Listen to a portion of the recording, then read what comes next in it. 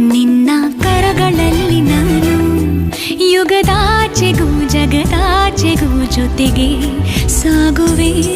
ಕಡಲೆಲ್ಲವ ಅಲೆಸುತ್ತುವ ತರವೇ ನಿನ್ನ ಸೇರುವೆ ನನ್ನೋಲವೇ.